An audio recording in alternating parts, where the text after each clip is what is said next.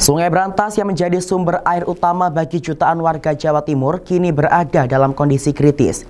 Selama 10 tahun terakhir, kualitas air sungai ini nyaris selalu tercemar berat.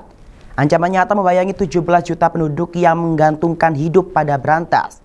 Para pakar menilai, penyelamatan sungai hanya bisa dilakukan melalui pengelolaan daerah, aliran sungai berbasis landscape dan seascape, disertai penegakan hukum tegas terhadap pencemar. Rapat kerja teknis pengelolaan DAS Brantas berbasis landscape digelar di Sidoarjo, Jawa Timur. Sebanyak 57 peserta dari 16 kabupaten dan 6 kota hadir untuk menyamakan langkah penanganan lintas sektor. Kepala Pusdal LH Jawa Timur Edward Hutapi menegaskan pengelolaan DAS tidak boleh lagi terikat batas administrasi. Jadi kegiatan ini adalah rapat koordinasi untuk menyamakan persepsi dalam hal pengelolaan DAS Brantas secara kolaboratif dengan berbasis pada pengelolaan landscape sampai dengan seascape.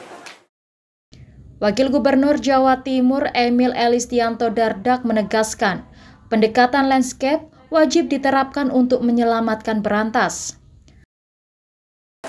Kalau daerah-daerah yang pertanian, ini concernnya yang tadinya hutan, dijadikan pertanian, sedimentasi, peternakan, pencemaran, itu masalah-masalah. Jadi ya usah kita dorong program di Pasuruan lagi trial nih biogas.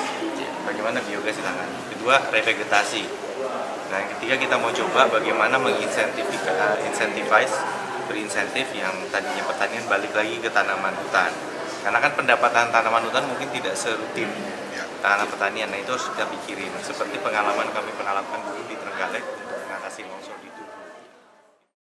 Dari penelitian Universitas Brawijaya menunjukkan kualitas air Brantas selama 1 dekade terakhir melampaui ambang batas.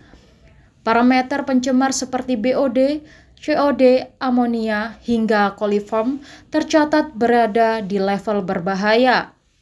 Mengatasi degradasi baik kualitas air maupun degradasi lahan itu susah kalau kemudian harus sendiri.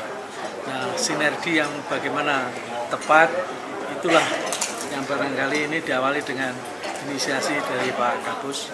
Kami mengapresiasi dan beberapa rekomendasi itu kami berikan. Dari sisi sosial, akademisi Universitas Airlangga, Dr. Sony Kristianto, menilai upaya penyelamatan Brantas tidak cukup hanya di tingkat kebijakan. Saya juga mengapresiasi terkait dengan inisiasi terkait penyelesaian permasalahan DAS ini secara terintegrasi dan melibatkan banyak pihak ya. Karena memang DAS ini memiliki fungsi yang cukup vital, apalagi di daerah hilir itu digunakan sebagai bahan baku air minum. Forum di Sidoarjo menghasilkan sejumlah rekomendasi, di antaranya rehabilitasi lahan kritis, pengelolaan sampah domestik, penegakan hukum tanpa kompromi terhadap industri pencemar. Meski begitu, para peserta forum mengingatkan waktu terus berjalan.